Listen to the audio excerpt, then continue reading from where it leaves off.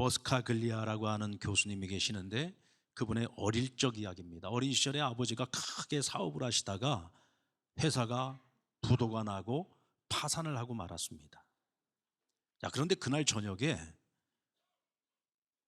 이 교수님의 어머님이 자신이 가지고 있는 목걸이 그리고 보석 이런 것들을 다 갖다 팔아가지고 저녁에 오직 가족들만을 위한 만찬을 준비를 했습니다. 근데 이 일을 두고서 이 가정의 속사정을 잘 알고 있는 많은 사람들이 이 어머니를 비난하는 거예요. 아니, 이제 회사가 부도가 나고 이제 길거리에 나앉게 생겼는데 이제부터는 정말 먹고 사는 일이 빠듯할 텐데 한 푼이라도 아껴야지 될 때에 무슨 지금 이 마당에 가족을 위한 잔치를 벌이냐. 그리고 비난을 한 거예요. 근데 그 얘기를 듣고 어머니가 이렇게 얘기를 했답니다. 그날 저녁이야말로 우리 가족에게는 다른 어떤 때보다도 기쁨이 필요했던 저녁이었습니다. 그렇죠. 남편의 회사가 부도가 나고 온 가족이 어쩌면 이제 길거리로 나앉을지 모르는 그런 어려운 상황 속에 있을 때 온 가족이 얼마나 풀이 죽어 있었겠습니까? 근데 그 어머니는 가족을 위한 만찬을 준비해서 정말 그 저녁 가장 풀이 꺾여 있고 기가 꺾여 있는 그날 저녁 가족들을 응원하고 격려하고 우리 한번 해보자. 우리 다시 한번 해보자. 우린 끝난 게 아니다. 절망이 아니다. 낙심이 아니다. 우린 다시 시작할 수 있다. 이렇게 남편을 격려하고 가족을 격려하기 위해 잔치를 베풀었던 겁니다. 그리고 레오 교수의 아버지는 자녀들에게 그때 일을 이렇게 회상했다고 합니다. 너희 어머니는 우리에게 자신이 가지고 있는 다른 어떤 것보다도 우리 가족이 더 소중하다는 것을 그날 밤 우리에게 알려주었다. 그래서 나는 그날 다시 용기를 낼 수 있었고 내 인생에 도전하기로 결심하였고 나는 다시 일어설 수 있었다. 여러분, 참 그 어머니도 멋지지만 아버지도 멋지지 않습니까? 레오 교수의 지혜로운 어머니는 가족이 가장 힘들었을 때 가족이 다시 용기를 내어 일어설 수 있도록 가장 큰 기쁨의 시간을 창조해냈던 겁니다. 기쁨에도 여러분 여러 종류의 기쁨이 있습니다. 당연한 기쁨이 있어요. 이 당연한 기쁨이라는 건 뭐냐면 기뻐할 만한 이유가 충분해서 기뻐하는 겁니다. 여러분, 우리가 살아가면서 기뻐할 일들이 많이 있잖아요. 우리가 하는 일들이 잘 되어졌을 때, 우리 자녀들이 잘 되어졌을 때, 하는 일들이 형통할 때 우리 기뻐할 수 있죠. 이건 당연한 기쁨입니다. 당연히 기뻐해야 할 때 기뻐하지 않는 건 이상한 거죠. 그런가 하면 기뻐할 이유가 전혀 없습니다. 지금은 절망하고 낙심하고 걱정하고 염려하고 정말 불안이 가득해야지 될 그런 상황 속에서 용기를 갖고 희망을 갖기 위해서 기쁨을 찾아가는 경우가 있습니다. 그래서 우리는 이 분명한 기쁨, 너무나도 당연한 이유 때문에 기뻐해야 되는 것을 우리는 당연한 기쁨이라고 이야기를 한다면 오늘 레오 교수의 가정이 경험했던 기쁨은 창조적 기쁨이라고 말할 수 있습니다. 사랑하는 여러분, 저는 우리 상남교회 모든 성도들의 가정 또 여러분들 개개인 한 사람 한 사람이 당연한 기쁨도 더 많이 누리기를 원하지만 창조적 기쁨도 가지고 살아갈 수 있기를 주의 이름으로 축원합니다. 특히 우리 그리스도인들은 이 창조적 기쁨을 마땅히 당연히 누리면서 살아가야 됩니다. 오늘 그 이유를 우리가 같이 생각해 보려고 합니다. 빌립보서 4장 4절 말씀에 보면 사도 바울 선생님이 말하기를 주 안에서 항상 기뻐하라. 내가 다시 말하노니 기뻐하라 라고 말씀하고 있어요. 우리 그리스도인들은 항상 기뻐해야 된다는 겁니다. 그러면 우리가 이렇게 얘기하겠죠. 어떻게 우리가 기뻐할 수 없는 상황에 있어도 항상 기뻐할 수 있습니까? 그러자 바울이 이렇게 말하는 겁니다. 내가 너에게 다시 말하는데 아니야. 우리 그리스도인들은 항상 기뻐해야 돼 라고 말하고 있는 거예요. 그럼 우리가 왜 항상 기뻐해야 되느냐? 그 비밀이 오늘 이 말씀 속에 있어요. 주 안에서 기뻐하라. 우리 한번 따라볼까요? 주 안에서 항상 기뻐하라. 그렇습니다. 주님 안에서 살아가는 우리들이기 때문에 항상 기뻐해야 할 이유가 있는 겁니다. 그러면 주 안에서 살아가는 우리가 누리는 것이 뭐죠? 주 안에서 살아가는 사람들만이 누릴 수 있는 것이 무엇입니까? 죄사함을 우린 누릴 수 있습니다. 구원을 누릴 수 있습니다. 하나님의 자녀가 되는 권세를 누릴 수 있습니다. 오늘 밤 세상을 떠나도 우리는 천국에 갈 수 있는 사람들입니다. 천국을 우리는 하나님께로부터 약속받았고 우리는 그것을 오늘도 누리면서 살아갈 수가 있습니다. 할렐루야. 자, 그런데 우리가 지금 누리고 있는 것들 가운데 이 네 가지 가운데에서 내 힘으로 내 능력으로 얻을 수 있는 게 단 한 가지라도 있나요? 여러분들, 내가 열심히 의롭고 선한 삶을 살아서 여러분들 죄사함 받을 수 있어요? 구원 받을 수 있어요? 여러분들이 열심히 노력을 해서 하나님의 자녀가 될 수 있습니까? 여러분들이 열심히 노력해서 천국 가는 건가요? 아니요. 이것은 전적으로 하나님께로부터 오는 것입니다. 그런데 하나님께로부터 오는 이 네 가지 선물은 모든 사람이 다 받을 수 있는 것이 아니라 주님 안에서 살아가는 사람들만이 받을 수가 있는 거예요. 예수님을 나의 구주로 믿고 예수님을 내 인생의 주인으로 모시고 예수님의 말씀을 따라서 살아가고 있는 사람들만이 하나님이 주시는 이 절대 축복을 누리면서 살아갈 수 있는 겁니다. 근데 여러분, 우리가 살아가다 보면은 원치 않게 어려움이 우리의 삶에 찾아올 때가 있어요. 우리에게서 기쁨을 빼앗아 갈 만한 일들이 생길 때가 있습니다. 그럼에도 불구하고 하나님이 우리에게 허락하신 이 절대 축복을 누리면서 살아가는 우리 그리스도인들은요, 하나님이 주신 이 절대 기쁨을 절대로 잃어버려서는 안 됩니다. 내가 지금 어떤 어려움들 때문에 이전보다 내가 조금 더 가난해질 수도 있어요. 내게 찾아온 어떤 어려움 때문에 내 육신에 질병이 찾아오고 내 육체가 연약해질 수도 있습니다. 또 내 가정에 어려움이 찾아올 수도 있고 우리 자녀들에게 어려움이 찾아올 수도 있습니다. 그럼에도 불구하고 우리가 기쁨을 잃지 말아야 될 이유는 오직 그리스도인만이 누릴 수 있는, 오직 주님 안에서만 누릴 수 있는 절대 기쁨을 우리는 가지고 있기 때문입니다. 하나님께서 우리에게 이 절대 기쁨을 주시려고 어떤 일을 하셨죠? 하나밖에 없는 독생자이신 예수님을 희생시키셨어요. 십자가에 달려 죽으실 때에 하나님께서는 우리를 구원하시기 위하여 자신의 독자이신 예수님이 처절하게 죽어가는 모습을 그냥 못 본 채 하셔야만 했어요. 왜? 우리를 구원하시기 위해서. 그만큼 하나님께서 우리를 사랑하셨다는 거예요. 죄사함과 구원과 하나님의 자녀가 되는 권세와 하나님의 나라 천국을 우리에게 주시기 위해서 자신의 독생자를 희생시키면서까지 우리에게 이 절대 축복을, 이 절대 기쁨을 주셨단 말이에요. 그렇다면 하나님 아버지께서 우리에게 무엇을 아끼시겠습니까? 자신의 독생자도 희생시키신 하나님께서 우리에게 무엇을 아끼시겠어요? 그러니까 우리에게 찾아와 있는 어떤 어려움들은 영원한 어려움이 아니에요. 그건 지나가는 바람과 같은 것들입니다. 그런데 그것 때문에 하나님이 주신 절대 기쁨을 우린 절대로 잃어버려서는 안 되는 거예요. 그래서 우리는 어려움이 찾아왔을 때 날 구원해 주신 하나님을 바라봐야 되는 거예요. 날 너무너무 사랑하셔서 자신의 독자까지도 희생하신 그 크신 하나님을 바라봐야 되는 거예요. 그분에 대한 믿음과 신뢰를 가지고 우리는 이 절대 기쁨을 절대로 잃어버리지 말아야 돼요. 그래서 우리는 그 하나님을 믿고 기도하는 거예요. 하나님께 나의 어려움을 내려놓고 하나님 도와주세요 라고 간구하는 거예요. 그러면 하나님께서 우리의 기도를 들으시고 응답해 주시는 줄로 믿습니다. 그러니까 우리는 절대로 하나님이 주시는 이 절대 기쁨을 잃어버려서는 안 됩니다. 그래서 너희는 주 안에서 항상 기뻐해야 돼 라고 말씀하시는 겁니다. 우리 한번 옆에 분에게 주 안에서 항상 기뻐하십시다. 할렐루야.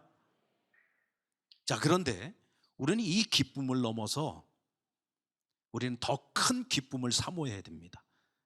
그 더 큰 기쁨은 뭐냐면 복음 안에서 누리는 나의 구원 때문에만 기뻐하는 것이 아니라 복음 안에서 누리는 너의 구원 때문에 기뻐해야 됩니다. 아멘. 여러분, 나는 구원받았는데 내 남편이 구원을 못 받았어요. 그러면 행복할 수 있습니까? 나는 구원받았는데 내 자녀들이 구원을 못 받았어요. 그럼 내가 행복할 수 있습니까? 나는 구원을 받았는데 내 부모가 구원을 받지 못했어요. 그럼 내가 기쁠 수 있어요? 행복할 수 있습니까? 나는 구원받았는데 나와 가장 친한 친구가 구원을 받지 못했어요. 그러면 내가 행복할 수 있습니까? 내가 구원의 기쁨을 누리듯이 내 부모가 구원의 기쁨을 누리고 내 아내가, 내 남편이, 내 자녀가, 내 친구들이, 내 이웃들이 구원을 받는 그 모습을 보면서 우리는 기뻐할 수 있어야 됩니다. 오늘 본문 4절 말씀에 보면은요, 바울이 디모데에게 편지를 보내면서 이렇게 말하고 있어요. 내 눈물을 생각하여 너 보기를 원함은 내 기쁨이 가득하게 하려 함이니. 바울은 자신의 기쁨을 누구에게서 찾고 있느냐면 자신의 영적 제자인 디모데에게서 찾고 있어요. 그러니까 바울은 디모데를 생각할 때마다 억지로가 아니라 자기 마음에서부터 우러나오는 기쁨이 있었어요. 디모데를 생각하면 항상 기쁜 거예요. 디모데는 바울이 2차 선교 여행 때 루스드라라고 하는 도시에 가서 복음을 전하다가 그의 외조모인 로이스와 어머니 유니게 그리고 디모데에게 복음을 전해서 이 가족이 온전히 다 구원을 얻게 되었습니다. 그래서 바울이 복음 전해서 구원을 얻은 많은 가정들이 있는데 그 중에서도 특별히 이 디모데의 가정은 바울에게 큰 기쁨을 주었던 가정인 것 같아요. 그래서 바울이 2차 선교여행 내내 이 디모데를 자기의 제자로 삼아서 함께 선교여행을 다닙니다. 그러면서 그를 영적으로 훈련을 시켰어요. 그리고 바울이 가장 큰 부흥을 경험했던 에베소라고 하는 지역에 에베소 교회가 있었는데 나중에는 바울 자기 자신을 대신해서 디모데를 이곳에 목사로 담임 목사로 파견을 해가지고 그곳에서 목회를 하도록 했습니다. 지금 에베소 교회에서 담임 목회를 하고 있는 디모데에게 바울이 오늘 본문에 이 편지를 지금 쓰고 있는 거예요. 그러면서 말하기를 디모데야, 난 너를 생각하면 너무 기뻐. 나는 지금 너를 만날 걸 생각하니까 지금 너무 기뻐 라고 지금 편지를 쓰고 있는 것입니다. 디모데는 바울이 복음의 씨앗을 뿌린 너무나 귀한 열매였습니다. 그냥 예수 믿고 구원만 받은 것이 아니라 그는 하나님의 일꾼이 되었고 목회자가 되어서 한 교회를 담임하고 뿐만 아니라 그 지역 전체에 선한 영향력을 미치는 하나님의 큰 일꾼이 된 겁니다. 내가 뿌린 복음의 씨앗에 너무 귀한 열매이기 때문에 바울은 그 기쁨을 감출 수가 없었던 거예요. 여러분에게도 그런 기쁨이 있습니까? 가끔 저희 교회에 오래전에 우리 교회에서 열심히 일꾼으로 열심히 교회를 섬기다가 뭐 서울로 이사를 가거나 또 타 지역으로 이사를 가게 돼서 교회를 떠날 수밖에 없었던 성도님들이 계세요. 근데 그분들이 무슨 특별한 날이 있거나 어떤 기회를 만들어서 우리 상남교회에 오래간만에 우리 상남교회에 방문을 하는 경우가 있습니다. 그럴 때는 제가 이제 같이 만나서 같이 얘기를 나누게 되는데 그분들이 이런 얘기를 할 때가 있어요. 아, 목사님, 그 아무개 집사 있잖아요. 제가 세댁 시절에 전도해가지고 우리 교회 나왔던 사람인데 정말 우리 교회 데리고 오기까지 진짜 힘들었거든요. 그런데 내가 지금 세월이 많이 지나고 와서 보니까 그분이 우리 상남교회 아주 그냥 귀한 일꾼이 돼가지고 또 구역장도 하고 있고 열심히 교회를 섬기고 있더라는 거예요. 근데 그 모습을 보니까 너무너무 기쁘고 정말 오래간만에 우리 상남교회 방문해서 자기가 얻은 가장 큰 기쁨이라는 얘기를 하더라고요. 세댁 시절에 복음의 씨앗을 뿌려서 한 영혼을 구원했는데, 이분이 그냥 구원받은 한 영혼으로 끝나는 것이 아니라 하나님의 일꾼이 되어서 열심히 교회에서 이곳저곳에서 섬기고 있는 그 모습을 보니까 너무 큰 기쁨이 있다는 거죠. 이게 바로 여러분, 나의 구원으로 인하여 얻는 기쁨일 뿐만 아니라 너로 인하여 얻는 구원의 기쁨이에요. 아멘입니까? 저는 우리 성도님들에게 이런 기쁨이 차고 넘쳤으면 좋겠습니다. 교회 학교에서 내가 가르쳤던 아이들이 나중에 목회자가 되고, 나중에 장로님도 되고, 권사님도 되고, 안수집사님도 되고, 집사님도 되고, 찬양대원도 되고, 또 교사도 되고, 그렇게 해서 열심히 교회를 섬기는 그런 하나님의 일꾼들이 된다면 그 모습을 볼 때 얼마나 뿌듯하고 기쁘고 감사하겠어요.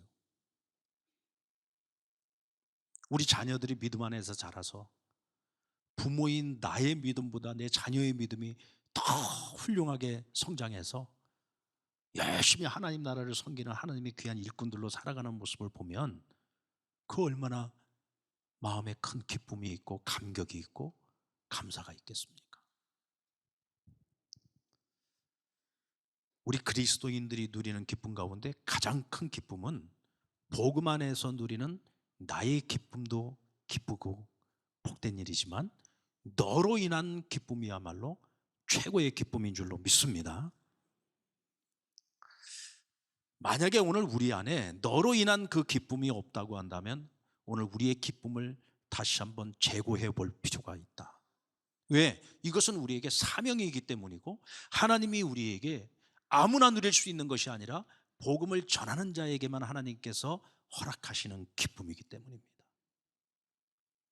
우리가 마음 단단하게 먹고, 그래 이제는 나도 누군가로 말미암아 내가 전하는 복음으로 말미암아 구원을 얻게 되는 그 한 사람 너로 인한 내가 기쁨을 얻겠다, 이렇게 마음을 먹고 오늘 우리가 복음 전함의 삶을 시작을 하잖아요. 그러면 하나님께서 우리에게 세 가지를 선물로 주십니다. 오늘 본문 7절 말씀해 보니까 같이 한번 읽어볼까요? 시작. 하나님이 우리에게 주신 것은 두려워하는 마음이 아니요 오직 능력과 사랑과 절제하는 마음이니. 하나님께서 우리에게 무엇을 주신다고요? 오직 능력을 주신다 그랬어요. 또 사랑하는 마음을 주시고 절제하는 마음을 주시겠다고 약속해 주셨습니다. 여러분들 전도 열심히 하는 분들의 특징이 있어요. 어떻게 이렇게 전도를 열심히 합니까? 하고 물어보면요, 그분들이 공통적으로 하는 대답이 있습니다. 기쁨이 있어서 한다고 얘기합니다. 기쁨. 내가 힘들고 어렵게 복음을 전하지만 내가 전하는 이 복음을 통해서 한 영혼이 구원받고 하나님께로 돌아오는 모습을 볼 때의 그 즐거움은 복음 전하면서 겪는 어떤 어려움도 이 기쁨이 전부 다 어떻게 해요? 감당해 준다는 거예요. 그러니까 두려움보다 기쁨이 훨씬 더 큰 겁니다. 근데 여러분, 우리가 전도를 잘 안 하는 이유가 뭐예요? 여러분들이 왜 다른 사람들에게 복음을 잘 전하지 못하죠? 두려움 때문이잖아요. 어떤 두려움? 혹시 내가 불편한 일을 겪게 되지 않을까? 혹시 내가 거친 말을 듣게 되지 않을까? 아니면 사람들이 내가 열심히 복음 전하는데도 사람들의 반응이 냉담하지 않을까? 뭐 이런저런 안 될 것 같은 생각들 때문에 우리는 두려움을 가지고 아예 애시당초 복음 전하는 일을 처음부터 포기해버리는 경우가 굉장히 많죠. 그런데 열심히 복음 잘 전하고 있는 사람들에게 물어보면 이분들은 두려움을 이야기하지 않고 기쁨을 이야기하고 있어요. 그런데 오늘 바울도 뭐라고 했습니까? 복음을 열심히 전하는 자에게는 하나님께서 어떤 마음을 주신다고요? 두려운 마음을 주시는 것이 아니라 어떤 마음? 기쁜 마음을 주시는 거예요. 이 두려운 마음은요, 절대로 하나님이 주시는 마음이 아닙니다. 사단이 우리의 마음에 심어놓는 마음이에요. 그래서 우리는 그 두려움에 발목이 잡혀서 누군가에게 단 한 번도 복음을 전하지 못한 채 그냥 부끄러운 그리스도인으로 오늘 여기까지 우리가 살아왔을지도 모릅니다. 혹시 여러분들에게 그와 같은 두려움이 있다면 그 마음은 하나님 주신 마음이 아니라 누가 주신 마음? 누가 준 마음? 마귀가 준 마음. 이게 사단이 준 마음이에요. 우리가 그 마음 때문에 복음을 전하는 일을 애시당초 포기해버린다면 그건 정말 부끄러운 일입니다. 우리가 마음 먹고 복음을 전하는 그 순간 하나님 우리에게 무엇을 주신다? 능력을 주시겠다고 했어요. 할렐루야. 능력을 주시겠다고 했습니다. 하나님이 어떤 능력을 주십니까? 그건 여러분 내가 해봐야 하는 거예요.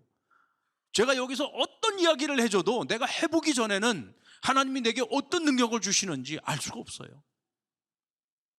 미리 듣고 하려고 하지 마시고 해보고서 내가 이렇게 해보니까 하나님 나에게 이런 능력을 주시더라. 이것은 여러분 우리가 체험적으로 경험적으로만이 알 수 있는 거예요.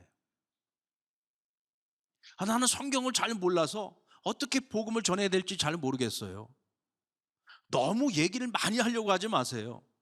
일단 교회에 올 수 있도록, 여기에 올 수 있도록, 그래서 예배하는 자리에 앉을 수 있도록, 하나님의 말씀을 배울 수 있는 자리에 올 수 있도록, 그 자리에 앉아 있을 수 있도록만 해주어도 우리는 내가 할 수 있는 일을 최선을 다한 거예요.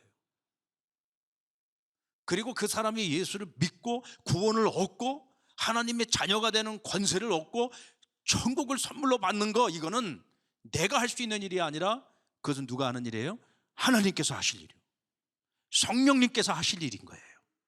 우리는 내가 할 수 있는 일을 하면 되는 거고 그 결과는 하나님이 책임지신다는 거죠. 아멘입니까? 우리가 복음 전함을 회피하는 가장 큰 이유는 전도하다가 욕먹고 싫은 소리 듣고 불편한 일 당할까 봐, 어떤 조그마한 고난도 받기 싫어서. 근데 바울이 이렇게 우리를 권면합니다. 8절 말씀 같이 한번 읽겠습니다. 시작. 그러므로 너는 내가 우리 주를 증언함과 또는 주를 위하여 갇힌 자 된 나를 부끄러워하지 아니하고 오직 하나님의 능력을 따라 복음과 함께 고난을 받으라. 아멘. 따라해 볼까요? 복음과 함께 고난을 받으라. 하나님께서 우리에게 주는 기쁨 중에서 최고의 기쁨은 뭐냐면, 우리가 복음을 위해서 살다가 당하는 고난이 있을 때 하나님이 우리에게 그 고난을 통해서 우리에게 가장 큰 기쁨을 주시겠다고 약속하셨어요. 여러분, 우리나라에 복음을 전해준 선교사님들을 생각해 보세요. 그 선교사님은요, 우리나라가 가장 못 살고 가장 어려웠을 때 일본의 식민지하에 있으면서 아무런 희망도 소망도 없이 세계에서 가장 가난하고 못 먹고 못 사는 나라였을 때 우리나라에 복음을 가져다 준 선교사님들은요, 세계에서 가장 잘 사는 나라, 가장 큰 나라, 가장 위대한 나라, 가장 부자 나라, 오늘로 말하면 선진국에서 살았던 분들이에요. 그런데 그분들은 자신들이 누릴 수 있는 모든 걸 다 포기하고 우리나라에 와서 그 가난하고 못 살고 아무런 희망도 소망도 없이 살아가는 우리에게 복음을 전해줬어요. 우리에게 복음을 전해주러 오기 위해서 그분들은 자신들이 세상에서 누릴 수 있는 세상의 영광을 다 포기하고 이 땅에 와서 복음을 전해준 거예요. 그분들 중에는 일찍 세상을 떠난 분들이 많았어요. 왜냐하면 그 당시에는 우리나라가 너무 비위생적인 나라였고 너무너무 가난한 나라였기 때문에 풍토병이 많았어요. 그래서 그 풍토병에 걸려서 젊은 나이에 세상을 떠난 선교사님들도 많았고, 아내를 잃거나 어린 자녀를 잃어버린 경우들도 굉장히 많았어요. 그래서 양화진, 서울에 있는 양화진이라고 하는 곳에 가면 선교사님들의 묘원이 있는데 그곳에 가면 어린아이들의 묘가 그렇게 많아요. 그게 다 선교사님의 자녀들이 일찍 풍토병으로 세상을 떠나서 그렇게 된 거예요. 근데 그분들이 그런 희생을 감수하면서까지 이 나라에 와서 복음을 열심히 전해준 이유는 뭘까? 바로 너로 인한 기쁨을 얻기 위한 거예요. 그리고 우리가 복음을 전할 때 많은 고난이 있겠지만 그 고난을 통해서 하나님이 우리에게 주시는 그 기쁨을 얻기 위해 이 땅에 와서 복음을 전해준 거예요. 우리가 복음을 전하다가 고난을 당할 수 있어요. 싫은 소리 들을 수도 있고요. 물벼락을 맞을 수도 있겠죠. 어쩌면 왕따를 당할 수도 있어요. 그러나 여러분, 복음을 위해, 구원을 위해, 생명을 살리는 일을 위해서 내가 당하는 고난은 기쁨의 이유라고 했어요. 마태복음 5장 8절에 보면 예수님께서 말씀하신 8가지 복을 말씀하실 때 맨 마지막 8번째 복이 뭐죠? 의를 위하여 박해를 받는 자는 복이 있나니 천국이 저희 것입니다. 의를 위하여 핍박을 받는다는 것은 복음을 전함을 살아가다가 복음을 전하다가 우리가 당하는 고난을 말하는 거예요. 복음을 위해서 고난을 당한다면 그것은 우리에게 복된 일이고 그 결과는 천국이 너희의 것이다 라고 말씀해 주셨습니다.